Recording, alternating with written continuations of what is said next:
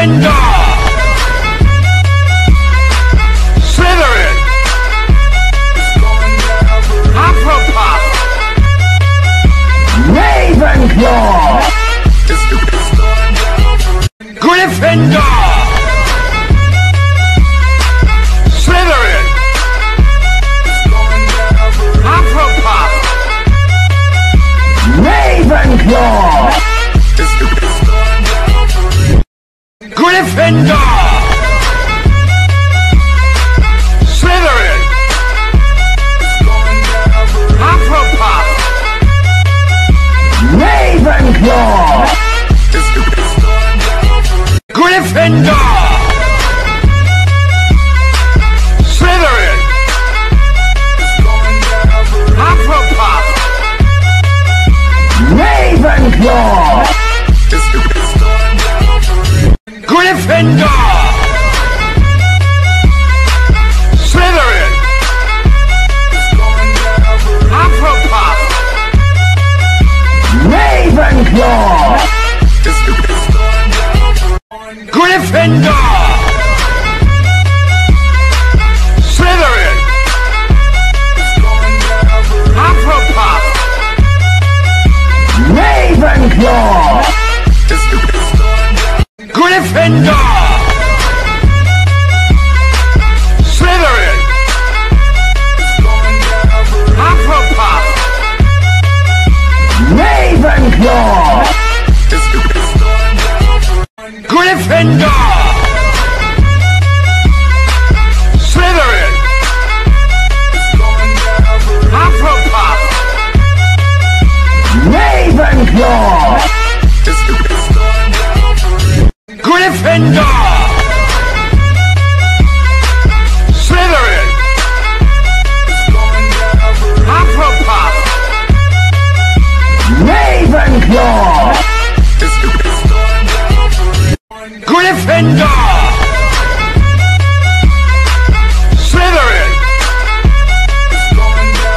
Hufflepuff.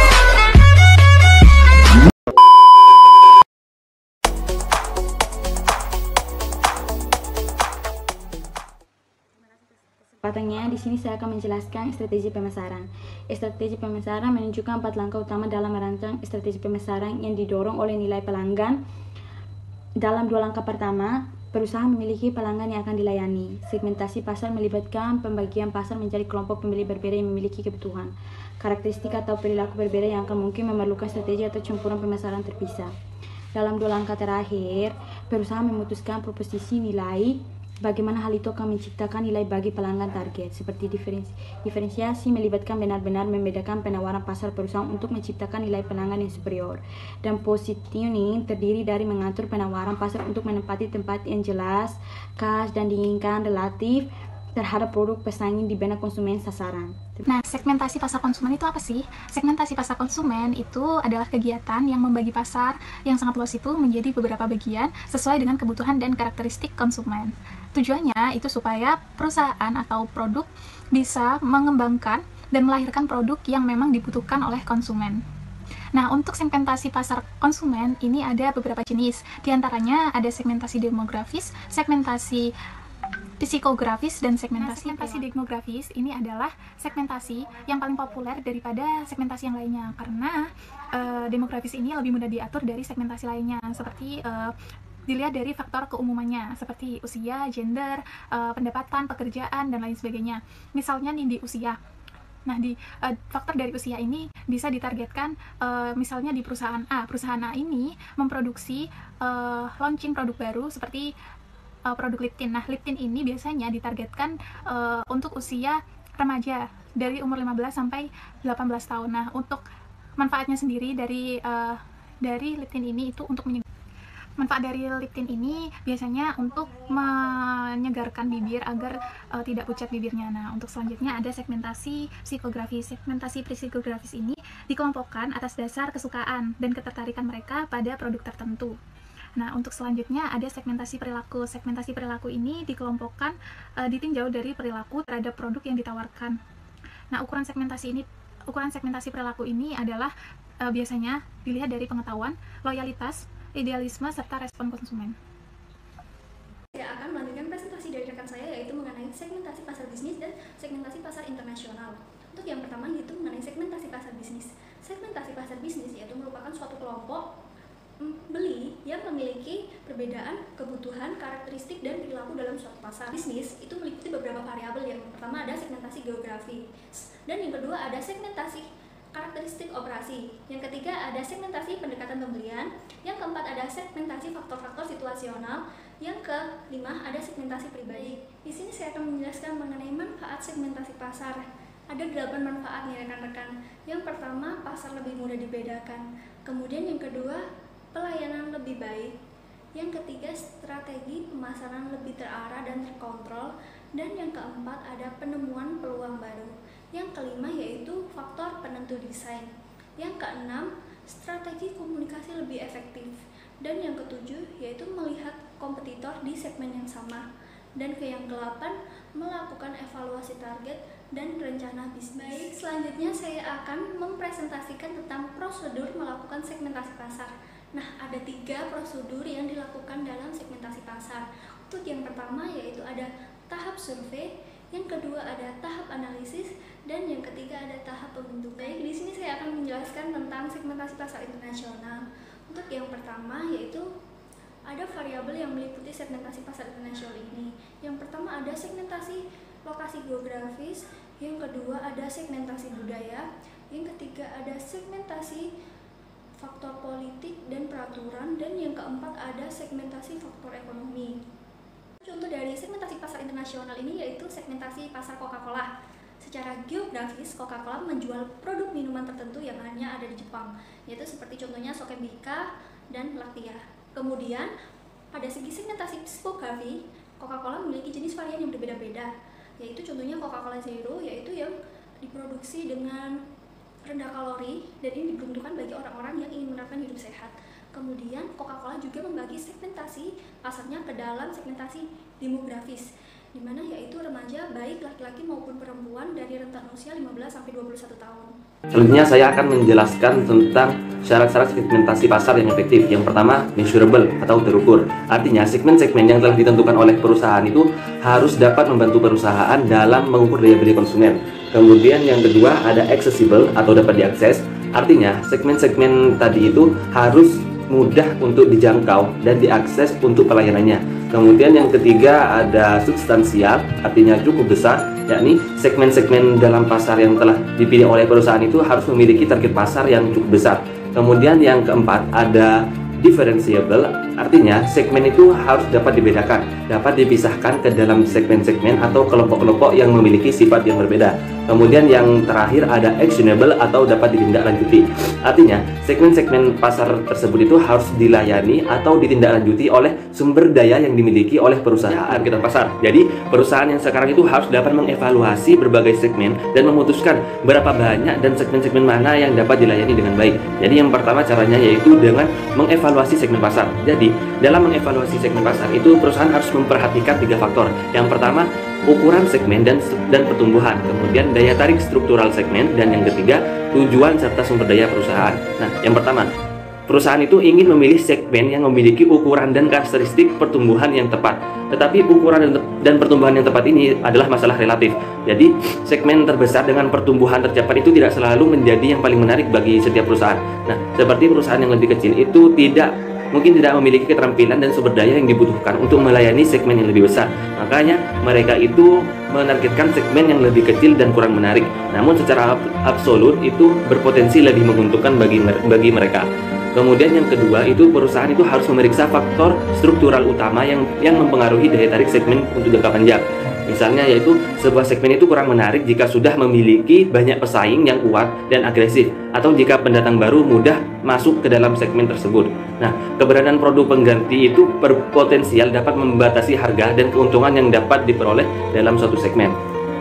Kemudian selanjutnya, sekalipun suatu segmen itu sudah memiliki ukuran dan pertumbuhan yang tepat dan secara struktural itu menarik, namun perusahaan itu harus mempertimbangkan tujuan dan sumber dayanya sendiri. Karena beberapa segmen yang menarik dapat ditutup dengan cepat karena tidak sesuai dengan tujuan jangka panjang perusahaan, atau perusahaan itu tidak memiliki keterampilan dan sumber daya yang dibutuhkan untuk berhasil dalam segmen yang menarik tersebut. Terima kasih. Presentasi dari rekan saya.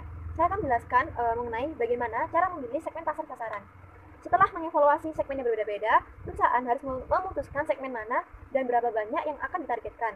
Pasar sasaran terdiri dari sekumpulan pembeli yang memiliki kesamaan kebutuhan atau karakteristik yang diputuskan oleh perusahaan untuk dilayaninya. Penargetan pasar yang dilakukan di beberapa tingkat, ada beberapa tingkat yang berbeda. Yang pertama adalah undifferentiated marketing atau pemasaran yang tidak terdefinisasi. Ini merupakan suatu usaha perusahaan yang dilakukan dengan cara meninjau pasar secara keseluruhan dan memusatkan pada kemasan-kemasan dan barang dalam rangka memenuhi keinginan dan kebutuhan konsumen. Dengan menggunakan strategi pemasaran yang tidak terdefinisasi, perusahaan mungkin memutuskan untuk mengabaikan perbedaan segmen pasar dan menargetkan seluruh pasar dengan satu penawaran. Perusahaan juga mendesain produk dan program pemasaran yang akan menarik banyak pembeli. Selain itu, perusahaan juga sering mengalami kesulitan bersaing dengan perusahaan lain yang lebih fokus melakukan pekerjaan yang lebih baik dalam memenuhi kebutuhan segmen. Lalu yang kedua adalah differentiated marketing atau pemasaran yang dibedakan. Ini merupakan suatu usaha yang dilakukan perusahaan dalam rangka mengidentifikasi atau mengelompokkan pembeli tertentu dengan membagi pasar dalam kedua kelompok atau lebih. Jadi untuk hal ini, perusahaan harus membuat produk yang berbeda-beda untuk masing-masing segmen pasar yang ada. Sebuah perusahaan juga memutuskan untuk menargetkan beberapa segmen pasar dan merancang penawaran terpisah untuk masing-masing. Dengan penawaran variasi produk dan pemasaran ke segmen, perusahaan berharap untuk penjualan yang lebih tinggi dan posisi yang lebih kuat di setiap segmen pasar. Dalam mengembangkan posisi yang lebih kuat dalam beberapa segmen menciptakan lebih banyak penjualan total daripada pemasaran yang tidak terdiferensiasi di semua segmen. Lalu yang ketiga adalah concentrated marketing atau pemasaran yang terkonsentrasi. Ini dilakukan untuk memusatkan pemasaran produk-produknya pada satu atau beberapa kelompok pembeli yang dianggap potensial saja. Tujuan strategi target pasar concentrated marketing adalah agar mampu memusatkan pemasaran pada segmen pasar yang dilayaninya saja. Dan melalui pemasaran yang terkonsentrasi, perusahaan mencapai posisi pasar yang kuat karena pengetahuan lebih besar tentang kebutuhan konsumen yang dilayaninya dari reputasi khususnya diperolehnya. Ia juga dapat memasarkan secara lebih efektif dan menyesuaikan produk, harga, dan programnya dengan kebutuhan segmen yang ditentukan dengan cermat. Lalu yang terakhir adalah mikro marketing atau pemasaran mikro. Ini merupakan perkembangan terbaru di dunia pemasaran yang berkolerasi erat dengan pemahaman perilaku konsumen saat menggunakan merek. Pemahaman baik mengenai mikro marketing memungkinkan kita bekerja untuk lebih efektif dan efisien. Differentiated marketing dan concentrated marketing itu lebih menyesuaikan penawaran dan program pemasaran mereka untuk memenuhi kebutuhan berbagai segmen pasar. Namun, pada pemasaran mikro lebih menyesuaikan produk dan program pemasaran agar sesuai dengan selera konsumen tertentu. Terima kasih atas kesempatannya. Di sini saya akan menjelaskan tentang strategi penargetan. Strategi penargetan adalah tindakan penilaian ketertarikan dan minat dari beragam segmen pasar. Kemudian menentukan segmen pasar mana yang akan Anda jadikan sebagai target pasar. Nah, target pasar dipahami sebagai kelompok yang dipilih oleh suatu bisnis untuk dijadikan sebagai calon pelanggan dengan melakukan penargetan dan segmentasi. Nah, perusahaan perlu mempertimbangkan banyak faktor untuk memilih strategi penargetan pasar. Strategi mana yang terbaik tergantung pada sumber daya perusahaan. Nah, saat sumber daya perusahaan tersedia, pemasaran yang terbatas dan terkonsentrasi adalah yang paling masuk akal. Faktor lainnya adalah variabilitas pasar. Jika sebagian besar pembeli memiliki selera dan keinginan yang sama, pembeli dalam jumlah yang sama dan bereaksi dengan cara yang sama terhadap upaya pemasaran. Pemasaran yang tidak dibedakan adalah hal yang pantas. Akhirnya, strategi pemasaran pesaing harus dipertimbangkan. Nah, ketika pesaing menggunakan pemasaran yang dibedakan atau terkonsentrasi, pemasaran yang tidak dibedakan dapat dianggap bunuh diri dan sebaliknya. Nah, selanjutnya ada target pemasaran yang bertanggung jawab sosial. Tanggung jawab sosial perusahaan merupakan penetapan kebijakan dalam mempromosikan keseimbangan antara keuntungan perusahaan dan keuntungan yang diperoleh oleh masyarakat secara keseluruhan. Nah, sekarang ini semakin banyak perusahaan memperhatikan dampak sosial yang mungkin ditimbulkan sebelum melakukan kegiatan operasi ataupun berinvestasi. Nah, penargetan yang pintar membantu perusahaan untuk menjadi lebih efektif dan efisien dengan berfokus pada segmen yang memuaskan dan menguntungkan.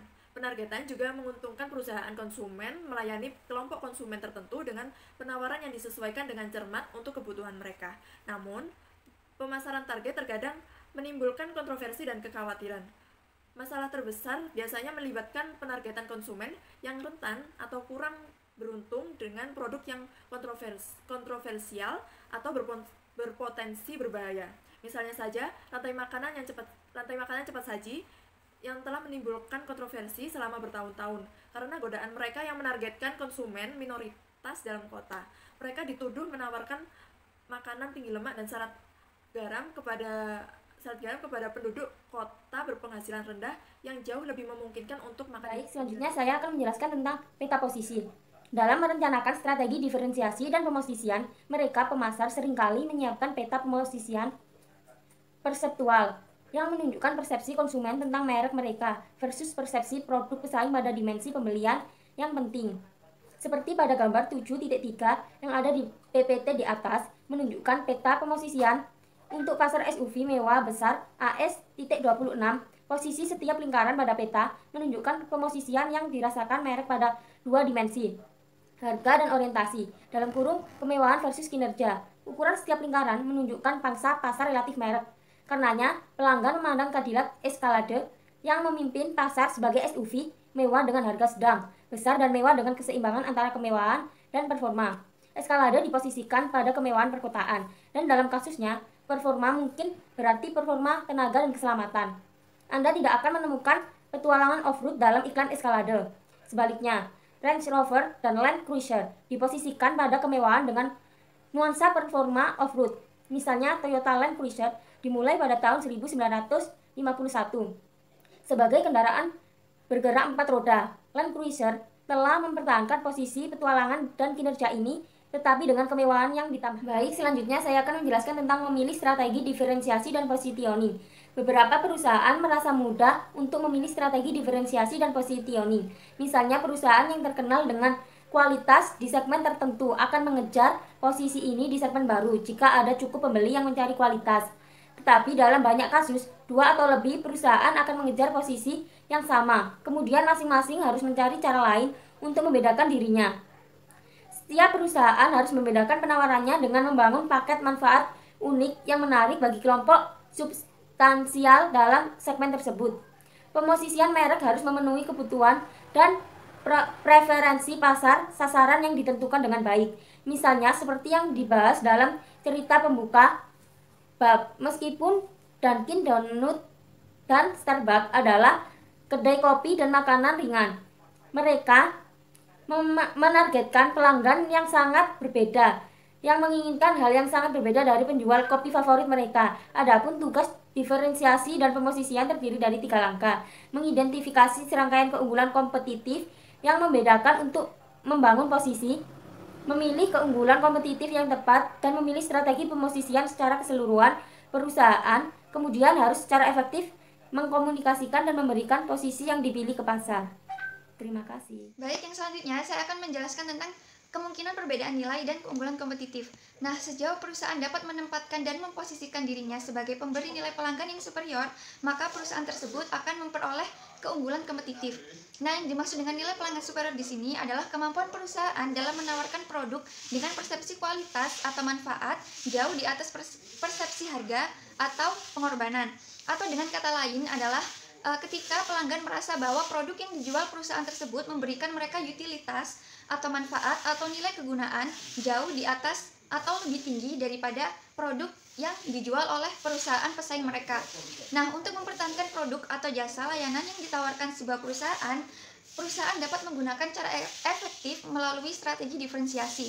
Strategi diferensiasi adalah kemampuan perusahaan untuk secara efektif membedakan dirinya sendiri dari para pesaingnya dengan memberikan nilai lebih pada pelanggannya. Untuk menemukan poin diferensiasi ini, maka marketer harus benar-benar memikirkan seluruh pengalaman pelanggan dengan produk atau jasa layanan yang mereka tawarkan. Melalui diferensiasi produk ini juga, merek dapat dibedakan melalui fitur, performa, desain, atau gaya, atau yang biasa disebut dengan packaging. Dengan demikian, merek dari suatu perusahaan tersebut akan memiliki ciri khas tersendiri. Baik, yang selanjutnya adalah memilih keunggulan yang kompetitif. Jadi yang pertama adalah menentukan berapa banyak perbedaan untuk dipromosikan. Banyak pemasar berpikir bahwa perusahaan harus secara agresif mempromosikan hanya satu keuntungan ke pasar sasaran. Namun, pemasar lain juga berpikir bahwa perusahaan harus memposisikan diri mereka pada lebih dari satu pembeda. Ini mungkin diperlukan jika 2 atau lebih perusahaan mengklaim menjadi yang terbaik pada satu produk atau jasa layanan yang mirip atau sama. Nah, saat ini di pasar terpecah menjadi beberapa segmen kecil dan perusahaan serta merek mencoba memperluas strategi pemosisian mereka untuk menarik lebih banyak segmen. Lalu yang kedua adalah menentukan perbedaan mana yang akan dipromosikan. Jadi tidak semua perbedaan merek bermakna atau bermanfaat, dan setiap perbedaan berpotensi menciptakan biaya perusahaan serta manfaat bagi pelanggan. Perbedaan perlu ditetapkan sejauh itu memenuhi beberapa kriteria berikut ini. Jadi yang pertama adalah kriteria penting. Perbedaan tersebut memberikan manfaat yang sangat bernilai bagi pembeli target. Dan yang kriteria yang kedua adalah khas. Pesaing tidak menawarkan perbedaan atau perusahaan dapat menawarkannya dengan cara yang lebih berbeda. Yang ketiga adalah unggul. Jadi, perbedaan lebih unggul daripada cara lain yang memungkinkan pelanggan memperoleh manfaat yang sama. Yang keempat adalah mudah ditularkan. Maksudnya perbedaannya dapat dikomunikasikan dan terlihat oleh pembeli. Dan yang kelima adalah memesan efek terlebih dahulu. Pesaing tidak dapat dengan mudah menyalin perbedaannya. Dan yang keenam adalah terjangkau. Maksudnya terjangkau di sini, pelanggan dapat membeli produk dari perusahaan tersebut dengan harga yang terjangkau. Dan yang terakhir adalah menguntungkan. Baik, terima kasih atas kesempatannya. Di sini saya akan menjelaskan mengenai memilih strategi penentuan posisi keseluruhan. Yang pertama yaitu brand value proposition, yang merupakan suatu penentuan penuh dari suatu merek.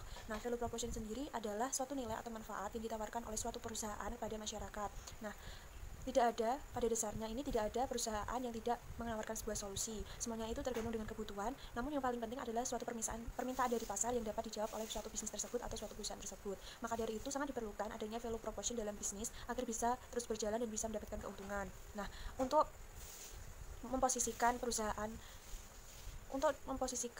dalam value proposition sendiri, yaitu ada beberapa strategi. Yang pertama adalah more for more, yang merupakan strategi positioning yang menekankan kepada konsumen bahwa kualitas merek produk atau jasa perusahaan lebih tinggi dibandingkan dengan kualitas merek produk jasa pesaing, dengan penerapan harga yang lebih tinggi pula dibandingkan harga produk pesaing. Contohnya yaitu kopi Starbucks. Nah, kopi Starbucks ini seringkali mengundang banyak pengiru yang mengklaim dengan kualitas yang sama tetapi dengan harga yang lebih rendah, seperti Dunkin Donuts hingga McDonald's. Kemudian more for the same, yaitu merupakan strategi positioning yang menekankan kepada konsumen bahwa kualitas dan merek produk atau jasa perusahaan lebih tinggi dibandingkan dengan kualitas merek produk atau jasa dari pesaing, dengan penetapan harga yang sama dengan harga produk pesaing. Contohnya adalah Target memposisikan dirinya sebagai pendiskon kelas atas yang mengklaim menawarkan lebih dari segi store, atmosfer, service, style merchandise, dan lainnya. Kemudian yang ketiga ada The Same for Less, yaitu merupakan strategi positioning yang menekankan kepada konsumen bahwa kualitas dari merek produk atau jasa perusahaan sama dengan kualitas merek produk atau jasa pesaing dengan penetapan harga yang lebih murah dibandingkan harga pesaing. Nah, contohnya yaitu Amazon yang menawarkan jajaran tablet Fire. Contohnya yaitu Amazon yang menawarkan tablet Kindle Fire yang dijual dengan harga kurang dari 40% harga iPad Apple atau Samsung Galaxy. Amazon mengaklaim bahwa ia menawarkan produk premium dengan harga non-premium. Kemudian yaitu Less for Much Less atau strategi positioning yang menekankan kepada konsumen bahwa kualitas dari merek produk atau jasa perusahaan lebih rendah sedikit dari kualitas merek produk atau jasa pesaing dengan penekanan harga yang jauh lebih murah dibandingkan harga pesaing. Jadi kesimpulannya itu kualitas sedikit lebih rendah namun harga jauh lebih murah dari pesaing. Misalnya itu banyak pelancong yang mencari penginapan namun memilih tidak membayar dengan apa yang mereka tidak anggap itu perlu dibayar, seperti fasilitas kolam renang, restoran, atau lainnya. Selanjutnya yaitu More for Less yang merupakan strategi positioning yang menekankan kepada konsumen bahwa kualitas dari merek produk atau jasa perusahaan lebih tinggi dibandingkan dengan kualitas merek produk dari pesaing dengan penetapan harga yang lebih murah dibandingkan dari pesaing. Misalnya yaitu saat pertama kali dibuka untuk bisnis, Home Depot memiliki pilihan produk terbaik, layanan terbaik, dan harga yang terendah dibandingkan dengan toko perangkat keras lokal dan rantai perbaikan rumah lainnya. Namun dalam jangka panjang, perusahaan pasti akan merasa sangat sulit untuk mempertahankan yang terbaik dari posisi keduanya, menawarkan lebih banyak, lebih mahal, sehingga sulit untuk memenuhi janji. Misalnya, menghadapi persaingan ketat dari toko Lowe, Home Depot sekarang harus memutuskan apakah ingin bersaing terutama pada layanan superior atau harga lebih rendah. Semua mengatakan setiap merek harus mengadopsi strategi pemosisian yang dirancang untuk melayani kebutuhan dan keinginan pasar sasarannya. Atas kesempatannya, di sini saya akan menjelaskan mengenai mengembangkan pernyataan positioning.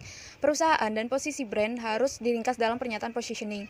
Pernyataan tersebut harus mengikuti bentuk pada segmen target dan kebutuhan brand perusahaan. Hal tersebut merupakan konsep dari titik perbedaan. Contohnya, yaitu aplikasi Evernote. Evernote adalah aplikasi konten digital manajemen yang memudahkan untuk menangkap dan mengingat momen serta ide dari kehidupan sehari-hari kita dalam menggunakan komputer, ponsel, web, maupun tablet. Perhatikan bahwa pernyataan positioning pertama-tama harus menyatakan keanggotaan produk dalam suatu kategori. Nah, contoh dari Evernote tadi yaitu aplikasi manajemen konten digital. Dan kemudian menunjukkan titik perbedaannya dari anggota kategori lainnya. Dari Evernote tadi yaitu dengan mudah menangkap momen dan ide dan mengingatnya nanti. Nah, Evernote ini akan membantu kita untuk mengingat semuanya, serta dapat mudah ditemukan dan diakses menggunakan hampir semua perangkat dan dapat diakses di mana saja. Selanjutnya, mengkomunikasikan dan menyampaikan posisi yang dipilih. Setelah memilih posisi, perusahaan harus mengambil langkah kuat untuk menyampaikan dan mengkomunikasikan posisi yang diinginkan kepada konsumen sasarannya. Semua upaya bauran pemasaran perusahaan harus mendukung strategi positioning. Memposisikan perusahaan membutuhkan tindakan nyata, jadi bukan hanya bicara saja. Jika perusahaan memutuskan untuk membangun posisi dengan kualitas dan layanan yang lebih baik, perusahaan harus memberikan posisi itu terlebih dahulu. Perusahaan yang mengambil posisi lebih untuk lebih tahu bahwa ia harus menghasilkan produk yang berkualitas tinggi, menetapkan harga tinggi, mendistribusikan melalui dealer yang berkualitas tinggi, dan beriklan di media yang berkualitas tinggi. Perusahaan juga harus mempekerjakan dan melatih lebih banyak orang dalam hal layanan. Lalu menemukan pengecer yang memiliki reputasi layanan yang baik dan mengembangkan konten penjualan dan iklan yang mendukung penawaran superiornya. Ini adalah satu-satunya cara untuk membangun posisi untuk lebih konsisten lagi dan dapat dipercaya. Nah, setelah perusahaan membangun posisi yang diinginkan, perusahaan harus menjaga posisi tersebut melalui kinerja dan komunikasi yang konsisten. Hal itu harus dengan cermat dan harus selalu dipantau serta menyesuaikan posisi dari waktu ke waktu untuk menyesuaikan dengan perubahan dalam kebutuhan konsumen dan strategi pesaing.